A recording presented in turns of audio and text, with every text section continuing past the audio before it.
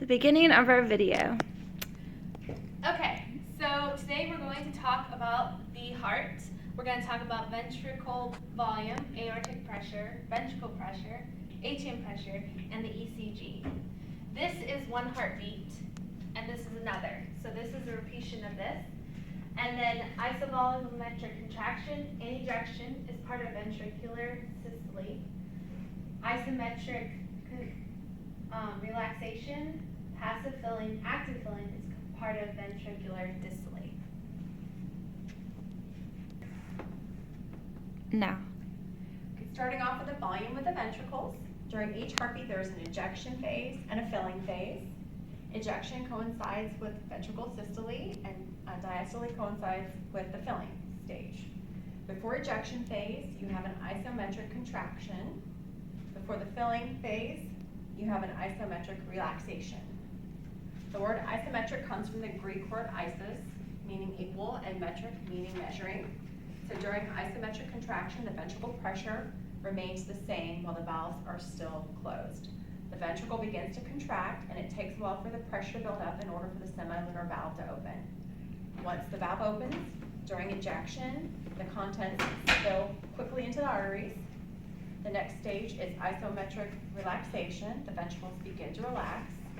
No blood can enter the ventricles, and the volume still remains the same. Again, it takes a while for the pressure to build or decrease enough to open up the AV valve. We now enter the passive filling phase.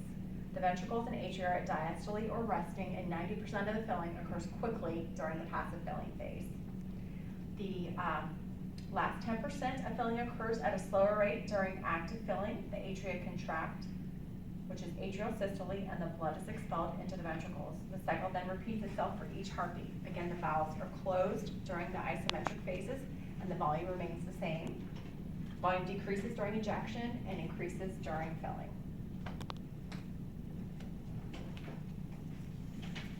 And go. So for the aortic and atrium pressure, there is no change throughout the entire heartbeat, and so that's why we have a line that just goes straight across, because the volume, the pressure doesn't change for either one of them.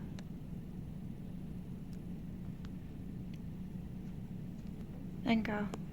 For ventricular volume, remember that the pressure gradient goes from high to low pressure. In ejection, the blood in the ventricle is going into the aorta, so the ventricle pressure has to be higher than the aorta. Next, in the distole filling, the blood in the atrium is going into the ventricle, so the atrium pressure has to be higher than the ventricle pressure. Thus, the ventricular pressure will be lower.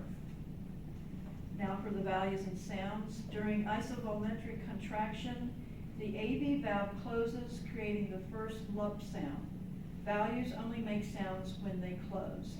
Next, in order to eject, the aortic valve opens in the beginning of ejection, and at the end of ejection closes, making a dump sound. In the beginning of filling, the AV valve opens in order to let blood into the ventricle. Then the AV valve closes once the ventricle has filled, making the lump sound. And then it just repeats. And then it just repeats. So the QRS at the beginning of the QRS represents depolarization of the ventricles, and at the same time the atria repolarizes, but the electrical signal created by this is small and is completely masked by the depolarization of the ventricles. The T represents repolarization of the ventricles.